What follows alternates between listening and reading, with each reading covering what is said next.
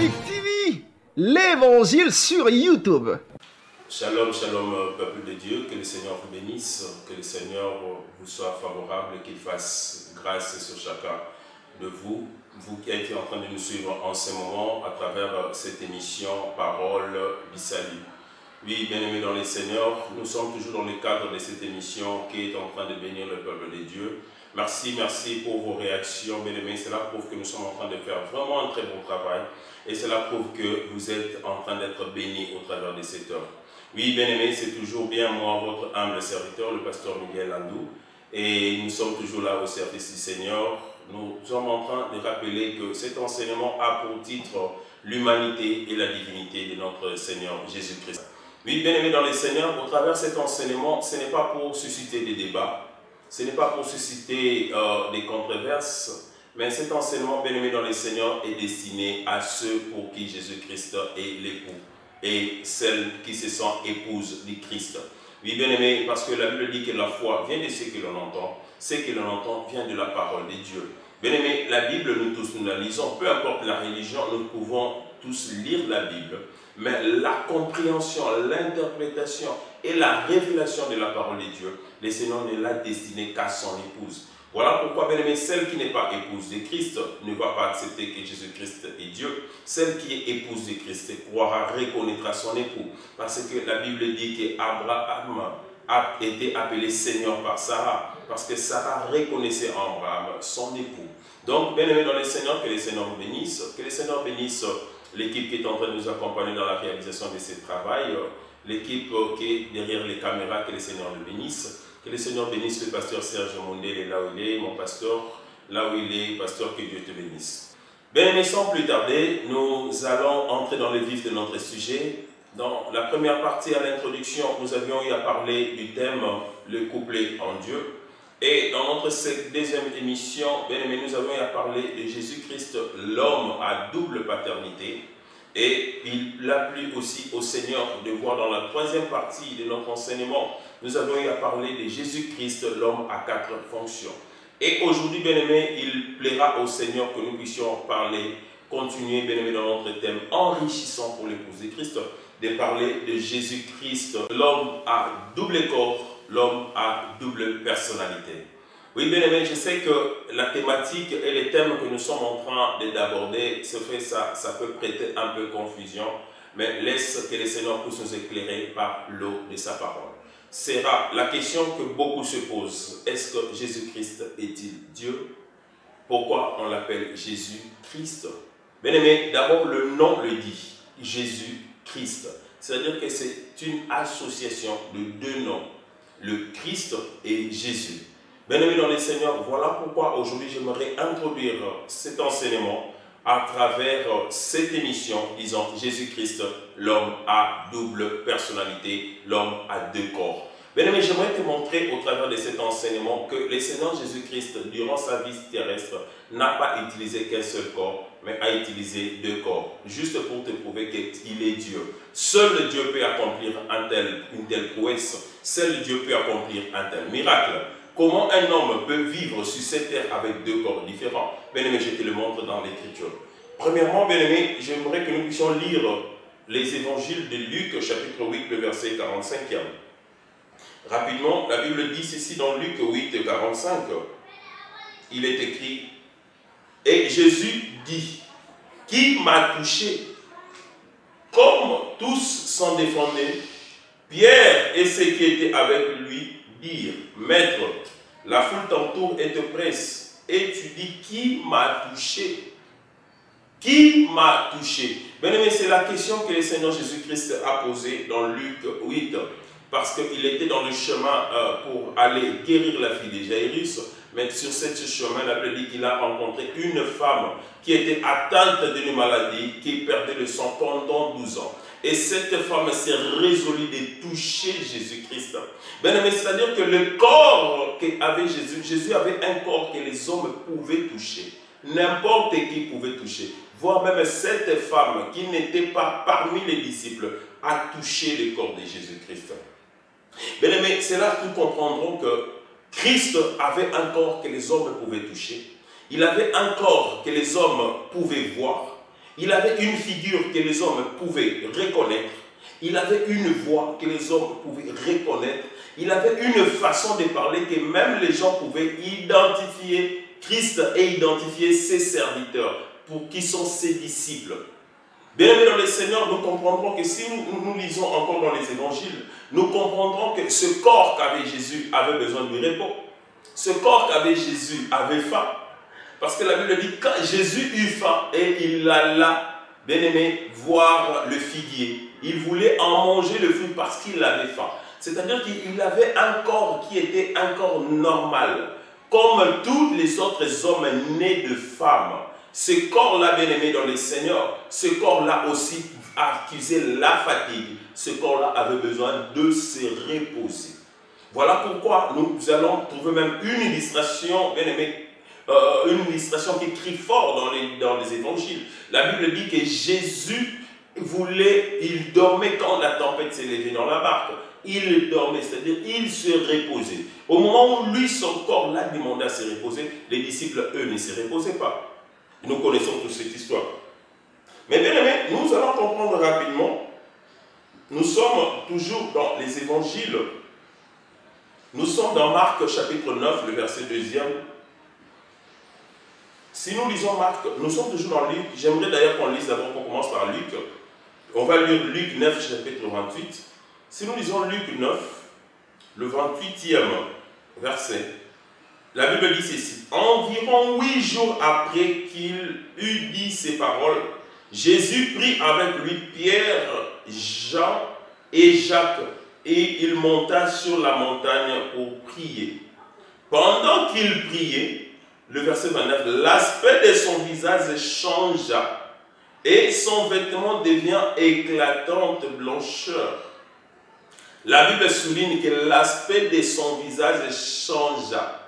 Voilà pourquoi, même d'autres versions, on va lire dans Marc 9 rapidement, où on va trouver le mot transfiguré. Bien aimé dans les Seigneurs, j'ai essayé, je vais lire d'abord Marc rapidement. Marc 9.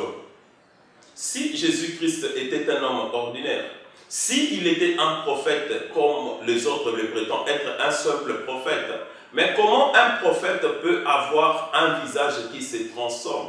Comment un prophète peut avoir un corps capable de se transformer, de revêtir un autre corps, bien que vivant sous cette terre physique, s'il n'était pas Dieu? Marc 9, le deuxième verset, la Bible dit, 6 jours après, Jésus prit avec lui Pierre, Jacques et Jean. Il les conduisit seuls à l'écart sur une montagne. Il fut transfiguré devant eux. Bien aimé, j'essaie de comprendre le mot transfiguré.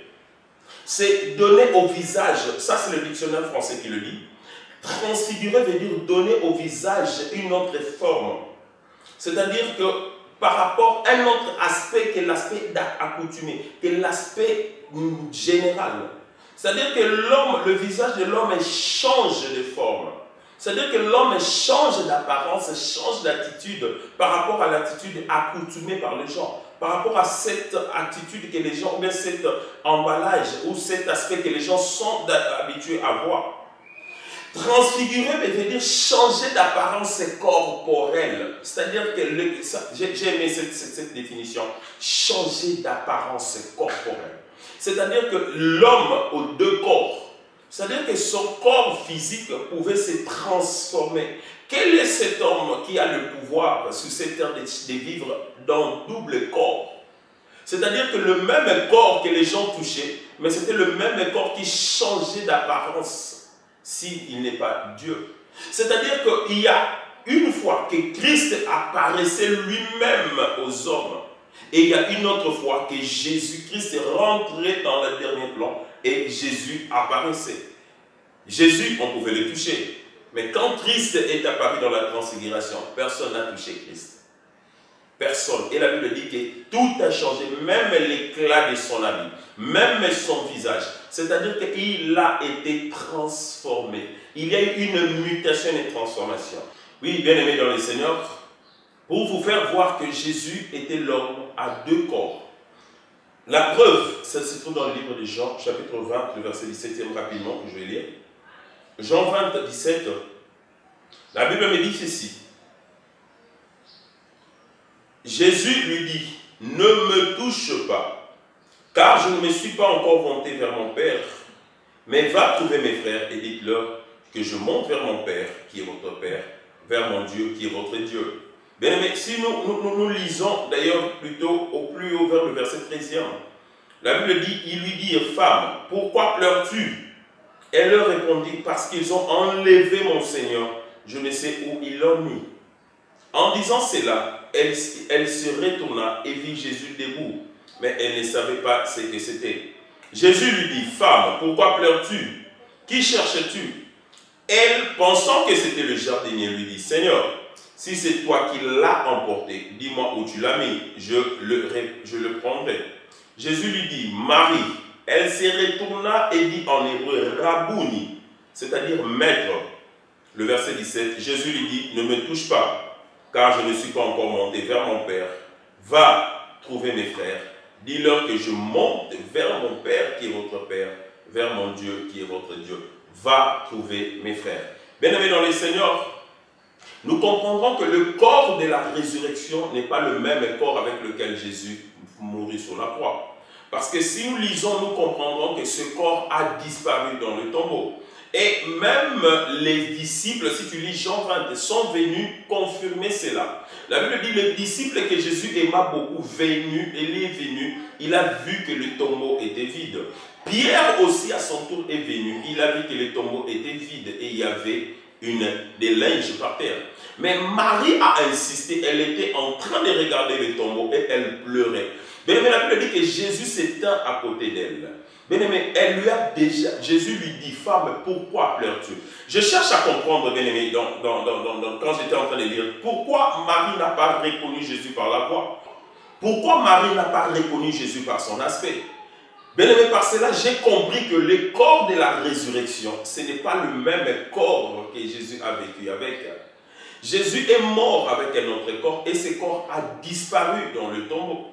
Mais le corps de la résurrection, c'est un autre corps. Voilà pourquoi dans la résurrection, je sais que bien aimé, j'ai suivi un autre débat, beaucoup de notre religion viennent pour dire que mais si Jésus est Dieu, pourquoi il a dit je monte vers mon Père, je monte vers mon Dieu? Mais lis, tu comprendras. Il a dit, dites à mes frères. Ah, bien aimé, j'aime Jésus. Quand il dit dites à mes frères, c'est-à-dire qui parlait dans ce moment-là? Pour comprendre qui parlait, je t'invite à lire le livre de Genèse, le chapitre 4e, le verset 25e. Ainsi dit la parole du Seigneur. Adam connut encore sa femme. Elle enfanta un fils et l'appela du nom de Seth. Car, dit-elle, Dieu m'a donné un autre fils à la place d'Abel que Caïn a tué. Dieu m'a donné un autre fils à la place d'Abel que Caïn a tué. Bien aimé, j'aimerais que tu puisses comprendre les Écritures. Si nous lisons le chapitre 5, le verset 3, la Bible dit, Adam, âgé de 130 ans, engendra un fils à sa ressemblance, selon son image, et lui donna le nom de Seth. Il engendra un autre fils, c'est-à-dire un autre corps, à l'image et à sa ressemblance. Donc, bien aimé, tu comprendras que le corps de la résurrection, ce n'est pas le même corps de la crucifixion. Il était mort avec le corps d'Abel. Il est ressuscité avec le corps de Seth. Voilà pourquoi il a utilisé l'expression « mes frères ». Il n'a pas dit « aller dire aux disciples ». Il n'a pas dit « aller dire à mes enfants », mais « aller dire à mes frères ». Parce que le corps de la résurrection, c'était un nouveau corps à l'image, à la ressemblance. Dieu a restauré le corps de Seth en Christ. Parce que quand il est mort comme Abel, mais il est ressuscité comme Seth. Voilà pourquoi il a dit, je monte vers mon Père, qui est votre Père, vers mon Dieu, qui est votre Dieu. Bien aimé, rapidement pour terminer, j'aimerais te montrer la différence ou les trois aspects très importants qu'a eu le deuxième corps du Christ après la résurrection. Pour te prouver que le premier corps était différent du second corps. Et cela prouve à suffisance que notre Seigneur est Dieu. Le deuxième corps du Christ avait la première qualité ou la première faculté il était irreconnaissable. Même Marie, qui était habituée à connaître Jésus, ne l'a pas reconnu, même pas par la voix. Il a fallu que Jésus l'appelle Marie pour qu'elle dise Rabouni. C'est-à-dire que ce corps était irreconnaissable. Même sur le chemin d'Emmaüs, dans Luc chapitre 24, du 13e au 22e verset, la Bible dit qu'il était avec les disciples sur le chemin d'Emmaüs. Ils ne l'ont pas reconnu. Bien-aimé, c'est-à-dire que ce corps avait maintenant une nouvelle faculté d'être irreconnaissable, même pas par la voix. Tu comprendras que le second corps était différent du premier parce que les gens ne les reconnaissaient plus. La deuxième qualité, bien-aimé, c'était un corps capable d'apparaître et de disparaître.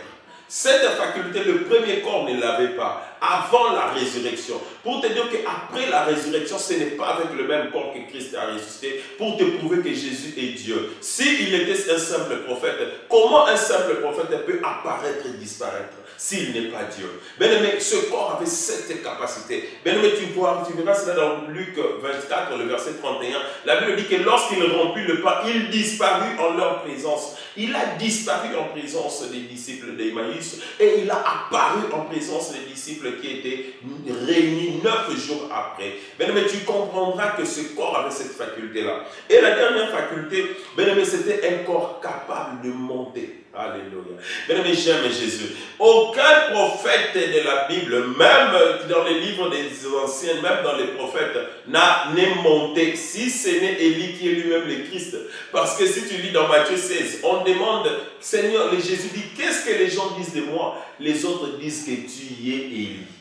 Le corps de Jésus, c'était le nouveau corps, c'était le corps capable de monter. C'est le corps qu'avait Enoch, c'est le corps qu'avait Élie. Et c'est ce corps-là que Christ a eu après la résurrection. Donc, pour te prouver que Christ est Dieu, un seul homme a deux corps. Que le Seigneur bénisse.